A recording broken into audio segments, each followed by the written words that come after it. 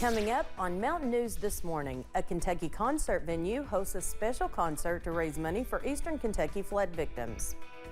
And people in one Eastern Kentucky city wake up early to get some exercise while raising money for a colorful cause.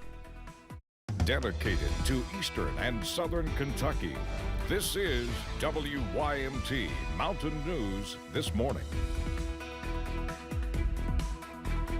Good morning, I'm Chas Gayhart.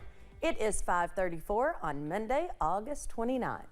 And it is Monday morning, but Brandon, we're making the best of it. That's exactly right. We're working our way through it. We are. That's right. So we're getting there. We're trying. Exactly. Thankfully, not too much fog this morning, but there is some to the south. We just now picked that up on visibility, but across most of the region, including at the London Corbin Airport, no major issues. Visibility pretty good down that way. Full visibility, actually. We're looking again at 70 degrees out that way. Dew point at 68, so not too bad out there. And barometric pressure steady at 30.03. We're looking at 63 in Clintwood, 74 in Jackson. Everybody else kind of falling in between. You got 64 in Jonesville. The coolest spots are always in Southwest Virginia and Southeast Kentucky, East Tennessee. Jacksboro's at 68, Logan's at 73. So a big difference in some locations from this time yesterday, including Prestonsburg and Pikeville, who are 7 degrees warmer than 24 hours ago. 5 degrees warmer in Jackson and Hazard, Logan 2. Also Williamsburg, 4 degrees warmer in Somerset this morning.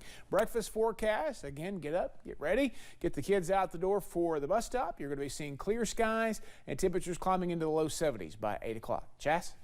Thanks, Brandon. Well, the Hazard community is in mourning after native L.D. Gorman has died. Gorman was a prominent businessman, strong advocate for the city and Eastern Kentucky as a whole. He also attended First Baptist Church for more than 50 years. First Baptist pastor Tim Reynolds says he was always a good person to talk with. Yeah, he was a lot of fun to be around, and he was, for me and for our church, he's been an encourager for many, many years. Reynolds says Gorman will be dearly missed by him and others in the church. Funeral arrangements for Gorman are being handled by Maggart's Mountain View Chapel. A reception of friends begins at noon on Tuesday at the First Baptist Church of Hazard. Funeral services will begin at 2 p.m. Gorman will be laid to rest at the D.Y. Combs Cemetery in Hazard in a private ceremony. They ask in lieu of flowers for donations to be made to Hazard First Baptist Church, Hazard High School Bulldog Family Fund, or the Greg and Noreen Wells Hospice Care Center. Many students that attend Breathitt County schools will be receiving a sweet surprise as school starts back. Magoffin County Schools and the City of Salyersville hosted a toy drive to deliver to Breathitt County schools for students who lost theirs during the flood. Our region saw in July. We had seen footage of toys that had been washed up by the side of the road, and we began to think about what kids had lost, in addition to shelter and clothing, but things that they play with. And Breathitt County School Superintendent Watts says he is thankful for the outpouring of donations and support the school system has received. Back in January, a Lexington concert venue hosted a benefit concert for Western Kentucky. The event raised $30,000. And during the weekend, officials were hoping to do the same for Eastern Kentucky. More than 12 artists from across the outside of Kentucky came together for a benefit concert at the Burrell. Many of the artists in Saturday's lineup have participated in similar events to support Eastern Kentucky. They're writing and they're performing music, and that comes from a vulnerable or sensitive place. And because of that, these people are always willing to help, and they might not always be the most vocal people, but they're always willing to put their boots on the ground and put some work in to help people. Similar benefit concerts at the Burrell have raised tens of thousands of dollars. The concert for Eastern Kentucky has raised more than $20,000 so far. The University of Kentucky Global Ophthalmology program came to Hazard during the weekend to offer free eye care to Eastern Kentuckians. The visit is part of a regular stop for the program, but this time is more meaningful. Director of the Global Ophthalmology program, Anna Bastos, says they knew the need for care might be greater after the flooding in July.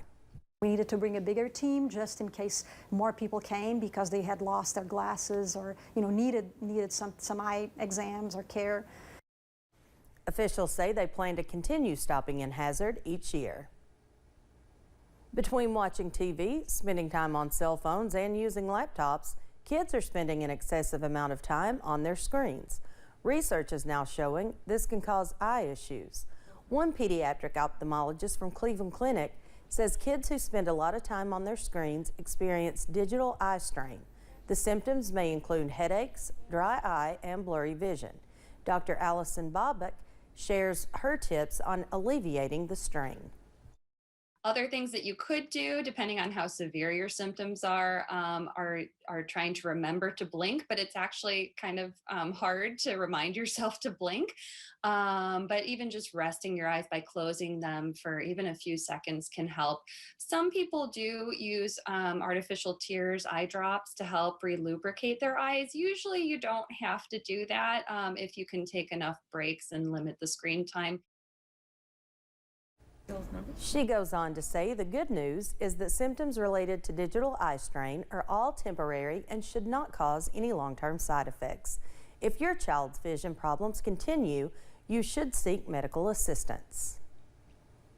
People in Pikeville woke up early on Saturday to go for a run, and it was all for a good cause. WYMT's Jordan Mullins has more from Pikeville Medical Center's Color of Courage 5K and how the race is helping cancer patients here in Appalachia. PMC's Colors of Courage 5K kicked off Saturday morning at 9 a.m., inviting folks to show up in white, but find a bit of color on their way to the finish line. Everybody wears white because we have different stations, and as you're running, we have color. So we represent Colors of Courage, meaning all the cancer ribbons. And all proceeds from the race go to patients at PMC's Leonard Lawson Cancer Center. We use it for things such as transportation in the form of gas cards, money for co-pays for medications that patients can't afford, lodging perhaps when they have to travel a lot back and forth for their cancer treatments or radiation therapy. Local elementary school teacher Brittany Lyons came out this morning to run in honor of her mom, who also had her treatments at PMC. She went through all of her treatments here at PMC, and she did really great, and she's been 21 years cancer-free. Honoring her mother while giving back to her community. Anytime that we race, we like to give back to our communities, our own communities. I like to race all over, but these are the ones that are special to my heart because they help the ones that need it the most right here in Appalachia. Taking care of folks who need it the most. In Pikeville, Jordan Mullins, WYMT Mountain News. PMC officials say the race raised more than $15,000 for cancer patients. And people over in Pineville should be out on the lookout for a brief road closing near downtown. Kentucky Avenue will be closed from Walnut Street to Pine Street.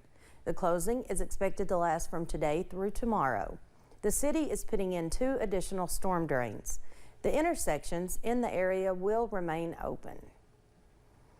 Officials with the local sheriff's department are asking businesses with ATMs to make sure their security measures are working properly. Officials with the Whitley County Sheriff's Department say they're monitoring a group of thieves who have damaged and stolen from ATMs around Whitley, Laurel, and Knox counties. They say the thefts are occurring after the business has closed and that they are now actively patrolling multiple gas stations and convenience stores. If you notice anything suspicious, you're asked to contact your local sheriff's department. Just ahead this morning, we get a first look at one of the latest retelling of a classic and a heartwarming story. That's on the way next.